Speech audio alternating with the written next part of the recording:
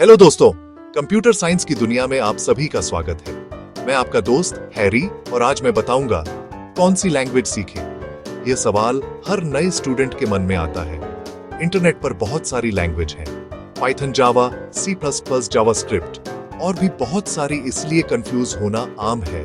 पर चिंता मत कीजिए, आज हम कंफ्यूजन हटाएंगे।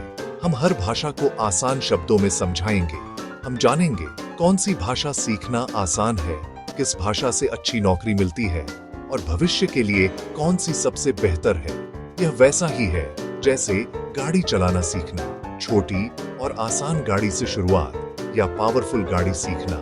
हर लैंग्वेज की ताकत और कमजोरी होती है। तो चलिए बिना देरी के शुरू करते हैं। कंप्यूटर साइंस के स्टूडेंट होने के नाते प्रोग्रामिंग सीखना आपके लिए सांस लेने जितना ही जरूरी है। यह सिर्फ एक सब्जेक्ट नहीं है, बल्कि यह वह टूल है जिससे आप अपने आइडियाज को हकीकत में बदल सकते हैं। सोचिए, आपके मन में एक कमाल का ऐप बनाने का विचार आया। उस विचार को असली ऐप में बदलने के लिए आपको प्रोग्रामिंग की ही जरूरत पड़ेगी। प्रोग्रामिंग वह भाषा है जिसमें आप कंप्यूटर से बात करते हैं और उसे बताते हैं कि उसे क्या करना है।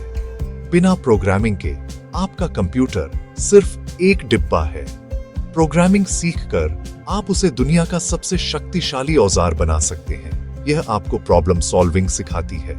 जब आप कोई प्रोग्राम लिखते हैं तो आप एक बड़ी समस्या को छोटे छोटे हिस्सों में तोड़ते हैं और फिर हर हिस्से का समाधान निकालते हैं। यह स्किल, जिसे हम तार्किक सोच कहते हैं, सिर्फ कोडिंग में ही नहीं, आपकी असल जिंदगी में भी काम आती है। आप मुश्किल परिस्थितियों में ठंडे दिमाग से रहना और उनका समाधान खोजना सीख जाते हैं। प्रोग्रामिंग आपके दिमाग को एक नए तरीके से सोचने के लिए ट्रेन करती है। यह आपको सिखाती है कि कैसे धैर्य रखें, गलतियों से सीखें और तब तक कोशिश करें जब तक कोड सही न चलने लगे। ये एक बहुत ही संतोषजनक अनुभव होता है। आज की टेक दुनिया में प्रोग्रामिंग की मांग बहुत ज्यादा है। गूगल, अमेजन, छोटी स्टार्टअप, सभी जगह मौके हैं। अच्छी प्रोग्रामिंग से नौकरियों के दरवाजे खुले रहते हैं। Software developer, web developer, data scientist, machine learning engineer, game developer. Python एक ऐसी प्रोग्रामिंग लैंग्वेज है जिसका नाम सुनते ही चेहरे पर मुस्कान आ जाती है, खासकर जो अभी अभी कोडिंग की दुनिया में कदम रख रहे हैं।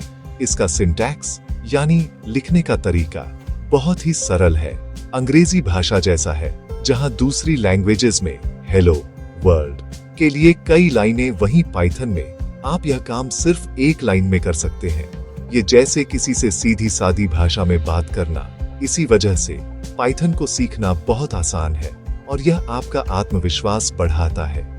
पाइथन का इस्तेमाल आज हर जगह हो रहा है।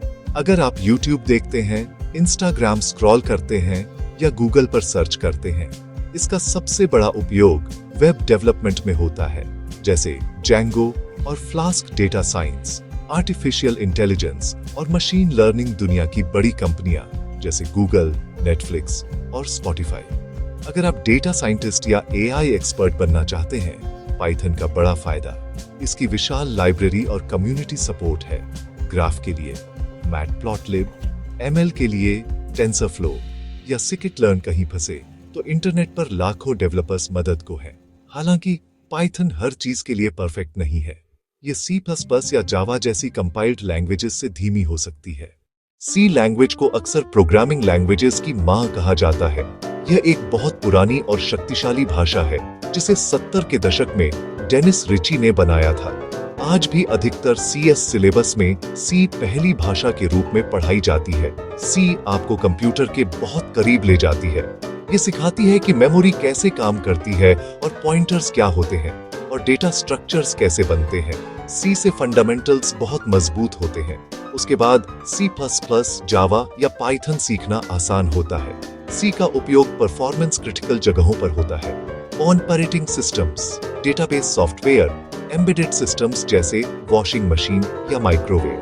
यह एक मैनुअल गियर वाली कार चलाने जैसा है। बेहतरीन कंट्रोल के साथ जिम्मेदारी भी। मेमोरी आपको खुद मैनेज करनी होती है। गलती पर क्रैश हो सकता है। Built in library come, syntax मुश्किल और डीबगिंग कठिन। लेकिन सीखने का फायदा बहुत बड़ा है। यह आपको गहरा ज्ञान देती है कि कोड पर्दे के पीछे कैसे चलता है। जावा एक बहुत लोकप्रिय और शक्तिशाली भाषा है। इसका नारा है राइट वंस, रन एनीवेयर, यानी एक बार लिखो, कहीं भी चलाओ। जावा कोड बिना बदलाव के विंडोज, मैक, लिनक्स पर चल सकता है। ये जेवीएम के कारण संभव है। जेवीएम कोड और ओएस के बीच एक परत बनाती है। जावा एंटरप्राइज लेवल एप्स में बहुत इस्तेमाल होता है। यह स्थिर, सुरक्षित और स्केलेबल है। Android apps, banking software, trading platforms, e commerce, backend Java object oriented है। कोड व्यवस्थित और पूर्ण उपयोग योग्य होता है। Automatic memory management, garbage collection, बड़ी कम्युनिटी और बहुत सारी लाइब्रेरीज कमियां।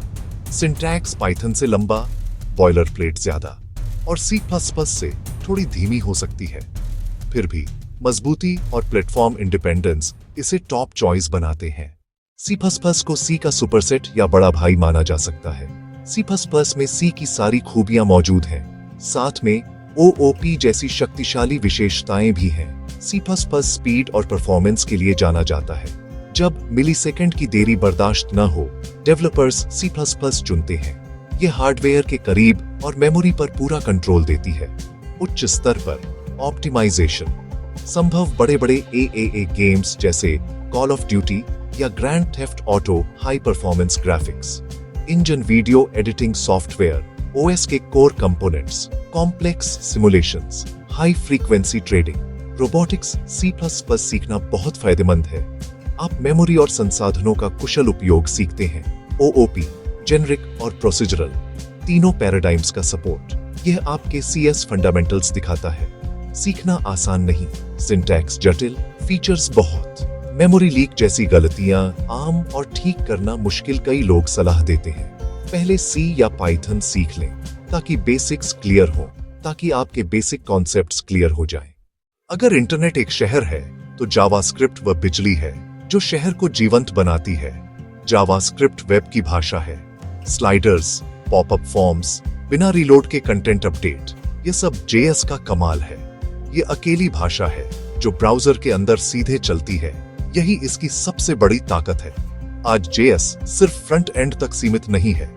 Node.js आने के बाद बैक एंड में भी इसका उपयोग होता है।